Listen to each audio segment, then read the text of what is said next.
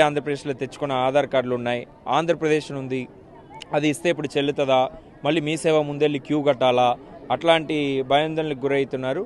అలాంటిది ఏం అవసరం లేదు. మీది ఏ ఆధార్ కార్డు ఉందో, ఏ రేషన్ కార్డు ఉందో అది సబ్మిట్ చేస్తే చాలు. ఎందుకంటే అప్పుడు తీసుకున్న వాళ్ళన్నీ ఆంధ్రప్రదేశ్లో ఉంటుంది, ఇప్పుడు అది తెలంగాణ అయిపోయింది, అది అందరికీ తెలిసినదే. అది మనం వెరిఫై చేసుకుంటాం, ఏమి ఇబ్బంది లేదు. సో అట్లానే కొన్ని దగ్గర గ్రామ పంచాయతీలు కూడా కొత్తగా అయి ఉంటాయి, పాత గ్రామ పంచాయతీ పేరు ఉందని. అట్లాంటిది మీరు ఎలాంటి ఆలోచన చేయనక్కర్లే. మీ దగ్గర ఉన్న ఆధార్ కార్డు, మీ దగ్గర ఉన్న రేషన్ కార్డు సబ్మిట్ చేస్తే సరిపోతుంది. ఇన్కమ్ సర్టిఫికేటు, కమ్యూనిటీ సర్టిఫికేట్ అలాంటిది మనం ఈ స్టేజ్లో అడగట్లేదు, అందులోనే అడుగుతున్నాం. మీ ఆదాయం ఎంత, కులం ఎంతను మనం అడుగుతున్నాం, కానీ సర్టిఫికేట్స్ అడగట్లేదు. సో అది దానికి కూడా ఎక్కడ కూడా ఇన్కమ్ సర్టిఫికేట్కి క్యూ కట్టడం అలాంటిది అవసరం లేదు. సో మీరు ఫస్ట్ అప్లికేషన్ ఇచ్చేసేయండి, డేటాబేస్లో ఎంటర్ చేస్తాం. తర్వాత అన్ని వెరిఫికేషన్ అప్పుడు కూడా అన్నీ కూడా యంత్రాంగం చూసుకుంటుంది. మీరు ఎలాంటి ఇది చేయడానికి అవసరం లేదని ప్రజల్ని కోరుతా ఉన్నాను.